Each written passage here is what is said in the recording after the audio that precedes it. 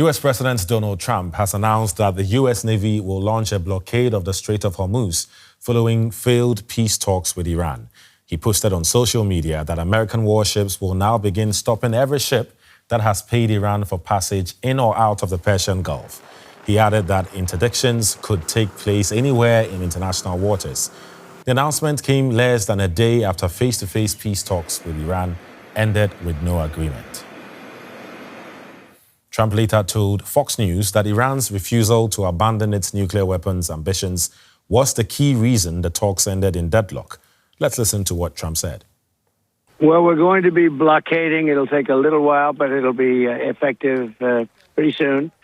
And we had meetings yesterday. They, as you said, lasted 21 hours. That was a long meeting. We had some very, very good representatives, as you know, JD and Steve and Jared.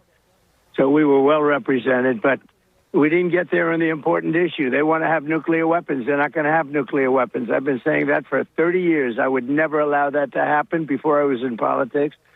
And that country will not have nuclear weapons. Most countries shouldn't be allowed to have, but that country will not have nuclear weapons. All right, let's bring in Sascha Bruchmann of the International Institute for Strategic Studies. He's an expert on military and security issues. Sascha, welcome to the program. Help us understand this. If the U.S. tried to blockade the Strait of Hormuz, what would that look like in practice? Good evening, and thanks for having me. Well, I think the United States Navy obviously roams the global oceans, right? It is channeled into the Strait of Hormuz, very close towards the Iranian border and towards conventional forces, artillery, missiles, and drones, where it is vulnerable. But it has an absolute advantage on the global oceans. So I think Trump, in a military sense, flips the script a little bit around, as in he has more cards to play in the wideness of the Indian Ocean. Once the oil, the Iranian oil, leaves the Strait of Hormuz, most of it goes to China, and it's about roughly 6,000 nautical miles, right? But the Iranian ability to project power is centered near and around its own borders, especially now that its own navy has taken a hit. So what you're saying is the U.S. is powerful enough to carry it out, and that it's actually possible to do that? So during the entirety of the war, the Abraham Lincoln Carrier Strike Group, so the nuclear aircraft carrier, comes as a group. So we call it a CSG Carrier Strike Group. And it usually has about 3 destroyers whose sole job is to defend the carrier. So these are what we call Aegis class or Aegis equipped destroyers, and they come basically with the ability to shoot down any missile that would threaten the carrier. So that's the close protection. There's often, it's not a rule of thumb, it's not always the case, but there's often also an attack submarine that protects the carrier from other submarines and other ships. So you have this carrier strike group sitting outside the Strait of Hormuz, a bit further outside the Gulf of Oman and what you call the Western Indian Ocean or the Arabian Sea, not in reach of most of the Iranian weapons.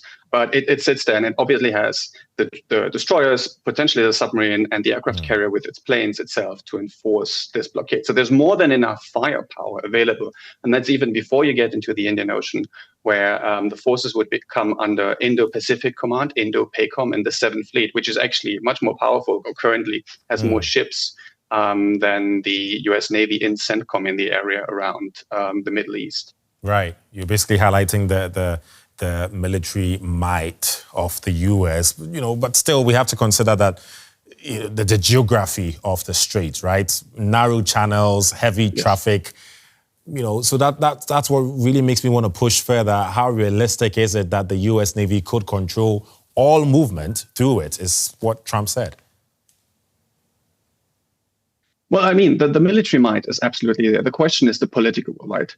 The equation during the war was that the US wanted the oil to get out, about 20% of global oil, more or less 20 million of barrels of oil per day leave the Strait of Hormuz. It was never a purely military question in that sense. All Iran had to do was threaten international shipping enough so that the oil would not flow. And the interest of the United States until now was to keep the oil flowing, to keep oil prices low and international energy markets calm. Right now, he kind of flips the script a bit, and as he says, if you want to erect that, what is now coined the toll booth, right?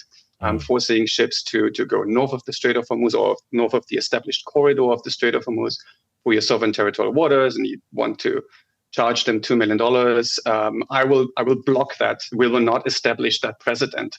And I'd rather stop you from setting this up and I'll take the pain in potentially disruptions in international oil markets. That's the risk, obviously, that is now at play with this, but was usually counter blockade to the Iranian semi-blockade that they have erected. Right. Talking about the Iranian side, how would you expect Iran to respond to this if the U.S. actually carries out this? I mean, militarily, can Iran, put up a defense against it or anything? So the Iranian Navy is devastated. The convention, it has two navies. It has a conventional navy that is completely destroyed.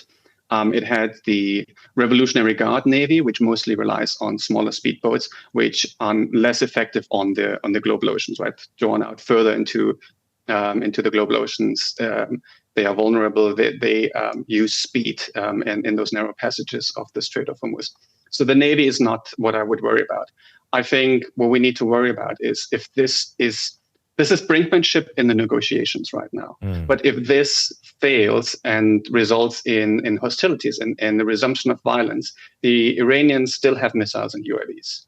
Their capability is largely degraded, but they still have missiles and UAVs that they could shoot at the GCC states. So they would basically build up a counter to Trump's count and say, we'll totally threaten global oil, and we see how much pain you can take and how much this plays out once oil hits $120, $130, or $150. And there's a bit of critical infrastructure in Saudi Arabia and the UAE. There are pipelines that bypass the Strait of Hormuz, where millions of barrels of oil per day flowed out.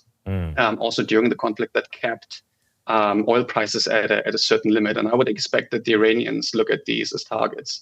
If this plays out beyond very hostile negotiations, if the shooting resumes.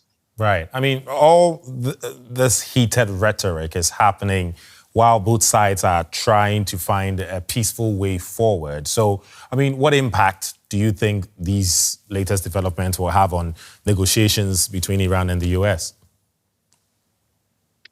It's hard to predict. Both sides basically try to trigger each other's, really, like the nervous system really try to trigger each other's or sound out each other's pain points, right? The Iranians obviously don't want to go back to being bombed. And maybe even the Americans, I'm not sure whether they really want to go into a second round. So it's really both sides are trying very aggressive negotiations. Brinkmanship, I think, is the best word. Trying to see how much you can get away with, and we're at the point where they're threatening violence and a reorganization of the Strait of Hormuz, a reconceptualization of international law. So we got to see what's happening. It's in the game theory terms, this is a game of chicken, and I think it's also dangerous to play a game of chicken with Donald Trump. Right. As you say, we'll really have to wait and see how these things pan out. But you've given us a clearer picture of what to expect. Thank you very much, Sascha Bruchmann, military expert with the International Institute for Strategic Studies.